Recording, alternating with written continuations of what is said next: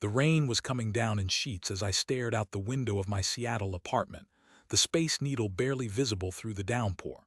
I'm Torrin, 43, and until a few weeks ago I thought I had it all. A fulfilling job as a software architect, a cozy home, and a wife, Willow, whom I adored. We'd been married for 15 years, a testament, I believe, to our deep connection and unwavering commitment. Or so I thought. Willow worked as a marketing manager for a large corporation downtown. She was vibrant, driven, and the kind of woman who lit up a room. I loved her energy, her passion for life. Lately, though, something had felt off. She was distant, often working late, and when she was home, she seemed preoccupied, her mind elsewhere. I chalked it up to stress from work, a common occurrence in her high-pressure job. I tried to be supportive, making her favorite dinners, running her relaxing baths, and offering a listening ear whenever she seemed overwhelmed. One evening, Willow told me she had to attend a conference in Chicago. "It's a big opportunity, Torrin," she said, her eyes sparkling with what I now recognize as deceit. "I know it's last minute, but it could really boost my career." I was happy for her, truly. I wanted her to succeed, to achieve her dreams.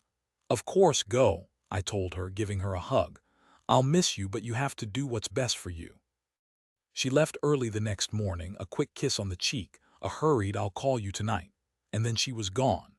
I missed her immediately, the apartment feeling empty and quiet without her presence. I spent the day working from home, trying to focus, but my mind kept drifting back to Willow, wondering how the conference was going. That evening, I decided to surprise her with a bouquet of her favorite lilies.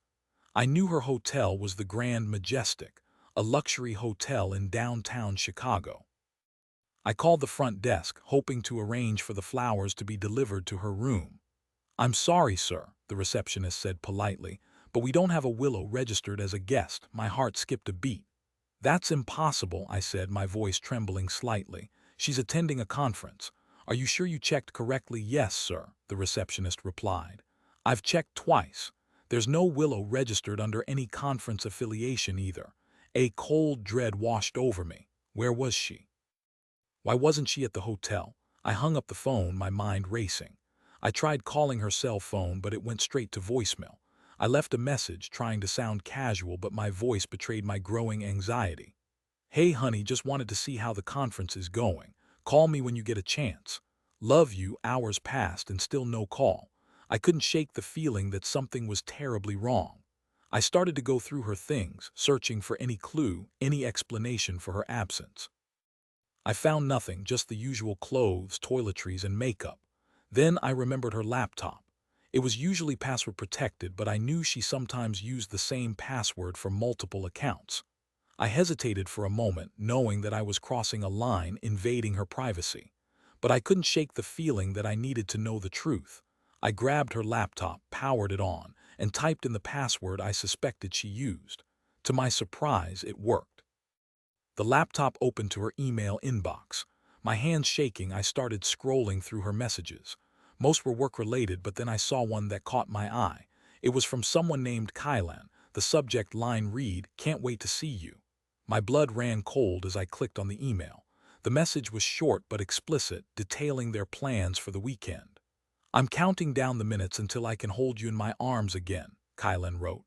"Chicago is going to be amazing. Just you and me, away from everything." The world seemed to tilt on its axis. I felt like I'd been punched in the gut, the air knocked out of me. My wife, the woman I loved and trusted, was having an affair. And she was in Chicago, not for a conference, but for a romantic rendezvous with another man. I read through more of their emails, each one a dagger twisting in my heart. They had been planning this for weeks, exchanging intimate messages, arranging secret meetings. Kylan, I learned, was a former colleague of Willow's, someone she had worked closely with on a previous project. He had left the company a few months ago, but apparently their relationship had continued to blossom. The betrayal was crushing, the pain almost unbearable. I couldn't breathe, couldn't think. I felt like my entire world was crumbling around me. Everything I thought I knew about my marriage, about Willow, was a lie.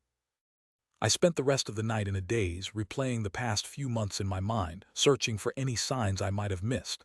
The late nights, the distant demeanor, the unexplained absences, it all made sense now.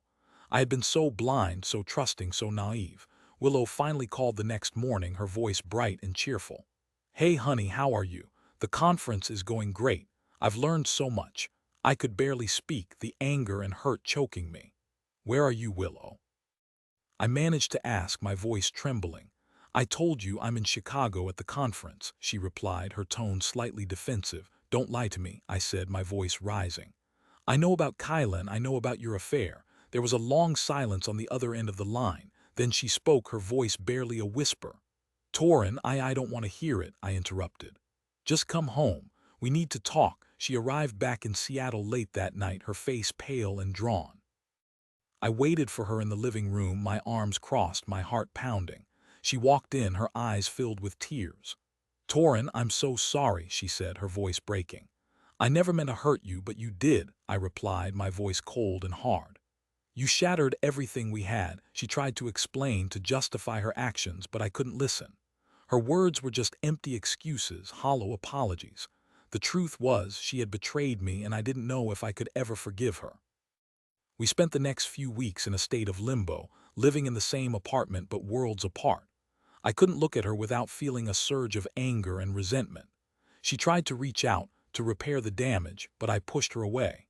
The trust was gone, the love tarnished. I decided to hire a private investigator, Jackson, to dig deeper into Kylan's background.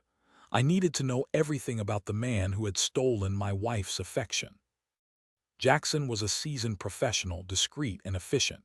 He quickly uncovered a pattern of infidelity in Kylan's past. He had a history of cheating on his partners, of manipulating and exploiting women.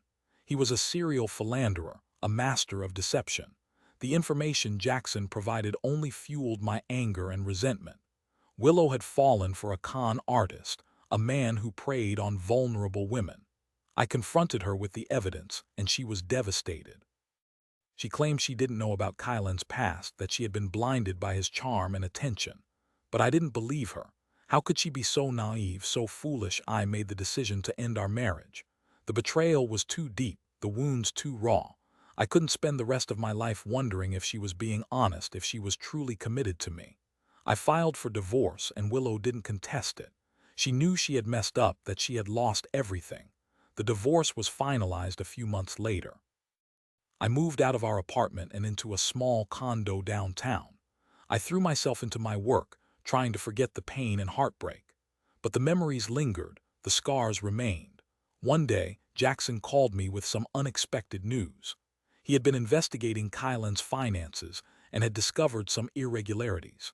It turned out that Kylan had been embezzling money from his previous employer, using his charm and charisma to manipulate his way into positions of power and trust.